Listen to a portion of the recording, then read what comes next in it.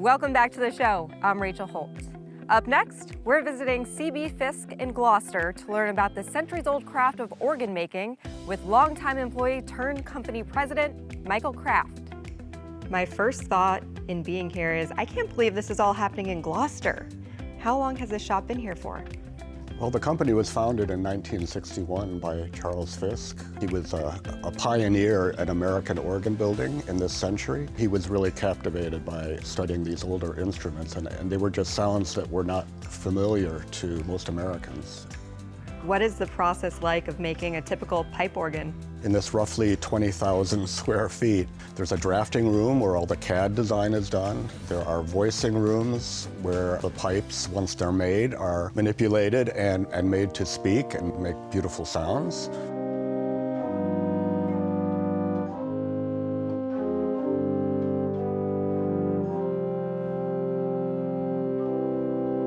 The larger part of the shop is a wood shop where all the wood casework and internal parts are made.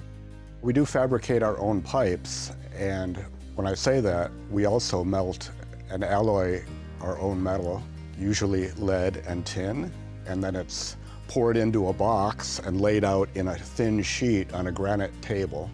You'll find this nowhere in any other industry at this point in time. It's a very ancient part of organ building. One of the first things we do after we sign a contract is build a scale model. And if you place your chin at floor level in the model, it puts your eyes roughly where a 6-foot person's eyes would be. So you can really feel like you're in the room, and you can really sense not just the organ, but how it relates to the room. I think what is really standing out to me is how much time goes into this. In a given year, how many pipe organs are coming out of the shop? From the time we talk to a potential client, it could be decades before the project is ever realized. Historically, we build 2 organs a year, and we've always hovered around 20 or 25 employees. One of those employees is Tim McEwen, a native Australian and one of a handful of organ builders from across the world who have come to Gloucester to practice this unique craft. What does it take to be a successful organ builder? I think you have to have a passion, a definite passion for creating something that's unique, something that you know is going to last for generations, and even more importantly, is going to inspire people to just fall in love with the instrument, because it makes some of the most beautiful sounds in the world. I mean, it's very much like the human voice. It's like a chorus, the most wonderful chorus you've ever heard.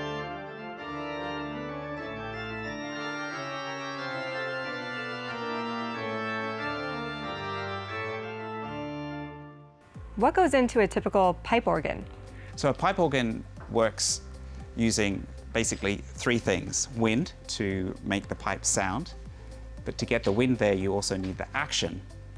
And that's what happens from the keyboard that you play, which then lets the wind into the pipes to make the sound.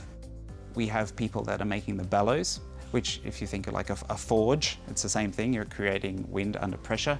We have the pipe shops, and here we have 2 pipe shops because some pipes are made out of wood and some pipes are made out of metal. And then we have the key action, which is being made here.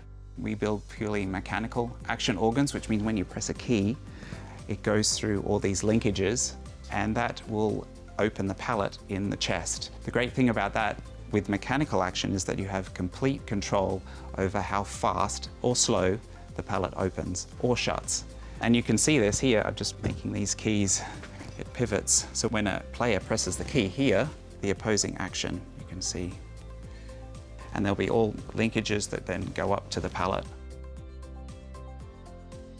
We spend an incredible amount of time voicing on site once the organ is delivered, because how it interacts with the acoustic, whether it's a large cathedral in a very reverberant church, or a little practice organ inside a carpeted studio-like room, it really has a tremendous effect on the sound of the organ. Your organs can be found worldwide. What are some of those locations we can see your instruments? Well, we build in churches all around the country, quite a few outside the country in Asia, one in Switzerland at the Cathedral of Lausanne.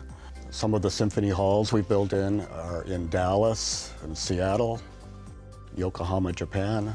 Quite a few universities, And probably one of the more well-known organs in this area is a beautiful space at Memorial Church at Harvard University.